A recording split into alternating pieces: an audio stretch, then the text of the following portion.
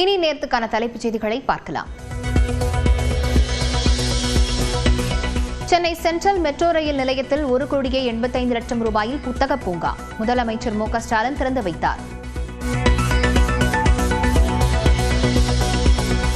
கீழடி அகழாய்வு தொடர்பாக மேலும் அறிவியல் பூர்வமான ஆய்வுகள் தேவை. அறிக்கையை ஏற்காதது தொடர்பாக மத்திய அமைச்சர் கஜேந்திர சிங் விளக்கம்.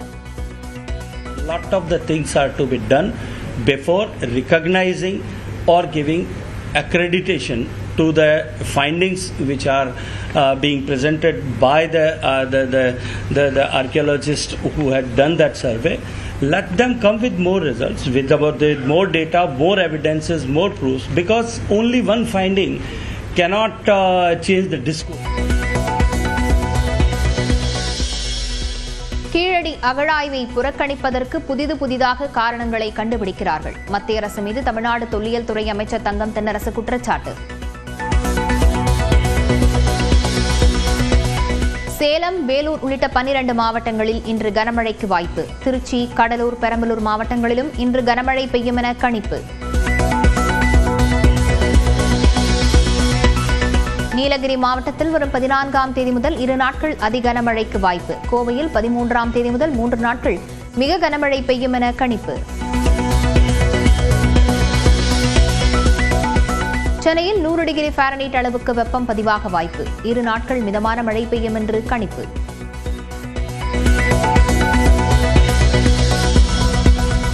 அதிமுக நிர்வாகி அஜய் வாண்டையார் மீது குண்டார் தடுப்புச் சட்டம். நுங்கம்பாக்கம் பார் தகராறு தொடர்பான வழக்கில் நடவடிக்கை.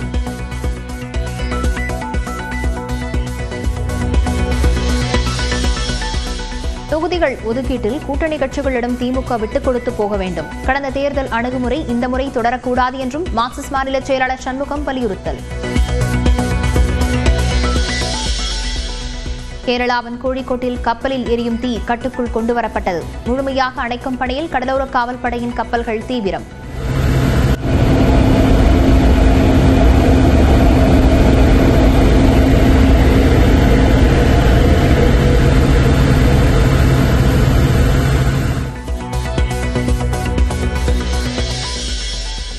தீப்பிடித்த கப்பலில் 36 கண்டெய்னர்களில் நச்சு ரசாயனங்கள்.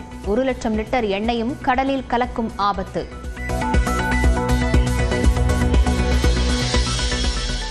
சென்னை தாம்பரம் அருகே லிப்டுக்காக தோண்டப்பட்ட பள்ளத்தில் தேங்கிய நீரில் விழுந்து 2 வயது குழந்தை உயிரிழப்பு. உடலை மீட்டு காவல்துறையினர் விசாரணை.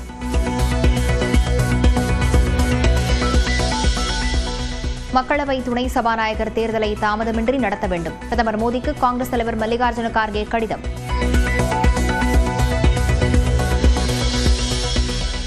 மேகாலயாவில் தேனிலவு சென்ற இடத்தில் கணவனை ஆள் வைத்துக் கொன்ற மனைவியை காட்டிக் கொடுத்த ரெயின்கோட் கத்தி. காணாமல் போன ராஜா ரகுவன்ஷி கொல்லப்பட்ட இடத்தில் கிடந்த கத்தியால் முதலில் துலங்கிய துப்பு.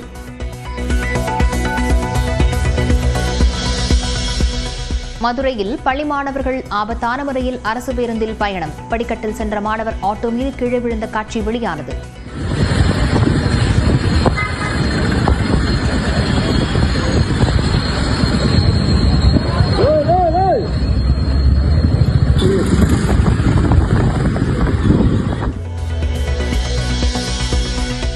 அரியலூர் அருகே மருதூரில் சாலைக்காக தோண்டப்பட்ட பள்ளத்தில் கார் விழுந்து விபத்து. கட்டுமான கம்பிகளில் கார் சிக்கிய நிலையில் இந்து முன்னணி நிர்வாகி உட்பட 3 பேர் காயத்துடன் உயிர் தப்பினர்.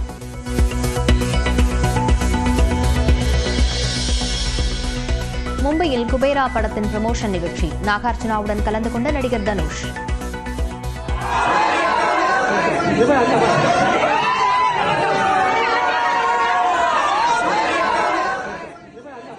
சேலம், வேலூர், திருவண்ணாமலை, திருச்சி உட்பட 12 மாவட்டங்களில் இன்று கனமழை பெய்யும் என்று வானிலை ஆய்வு மையம் தெரிவித்துள்ளது. தென்னிந்திய பகுதிகளின் மேல் வளிமண்டல மேலடுக்கு சுழற்சி நிலவுவதாக வானிலை ஆய்வு மையம் கூறியுள்ளது. இதன் காரணமாக தமிழ்நாட்டில் ஒரு சில இடங்களில் இன்று இடி, மின்னல், பலத்த காற்றுடன் மிதமான மழை பெய்ய வாய்ப்புள்ளது. திருப்பத்தூர், வேலூர், ராணிப்பேட்டை, திருவண்ணாமலை, தருமபுரி, கிருஷ்ணகிரி மற்றும் சேலம், கள்ளக்குறிச்சி, அரியலூர், பெரம்பலூர், கடலூர், திருச்சி ஆகிய 12 மாவட்டங்களில் இன்று கனமழை பெய்யலாம் என்றும் தெரிவிக்கப்பட்டுள்ளது. நாளை திருவண்ணாமலை, ராணிப்பேட்டை, வேலூர், திருப்பத்தூர், விழுப்புரம், செங்கல்பட்டு, காஞ்சிபுரம், கடலூர், அரியலூர், மயிலாடுதுறை மாவட்டங்களில் கனமழை பெய்யலாம் என்றும் கூறப்பட்டுள்ளது. நீலகிரி மாவட்டத்தில் வரும் 14, 15ஆம் தேதிகளில் அதி கனமழைக்கான ரெட் அலர்ட் விடுக்கப்பட்டுள்ளது. கோவை மாவட்டத்தின் மலைப்பகுதிகளில் வரும் 13ஆம் தேதி முதல் 3 நாட்களுக்கு மிக கனமழை பெய்யும் என்றும் வானிலை ஆய்வு மையம் கணித்துள்ளது. சென்னை மற்றும் புறநகர் பகுதிகளில் இன்று முதல் 2 நாட்களுக்கு இடிமின்னலுடன் மிதமான மழை பெய்ய வாய்ப்புள்ளது.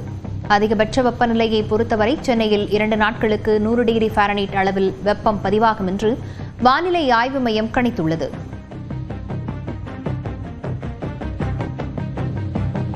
கீழடி அகழாய்வு முடிவுகளை அங்கீகரிக்க இன்னும் அறிவியல் பூர்வமான ஆய்வுகள் தேவைப்படுவதாக மத்திய கலாச்சாரத்துறை அமைச்சர் கஜேந்திர சிங் ஷெகாவத் தெரிவித்துள்ளார். சென்னையில் செய்தியாளர்களிடம் பேசிய அவர், அகழாய்வு பணிகளுக்கு அமர்த்தப்படும் தொல்லியல் ஆய்வாளர்கள் பிராந்திய உணர்வுகளை தூண்ட முயற்சி செய்வதாகவும் விமர்சித்தார்.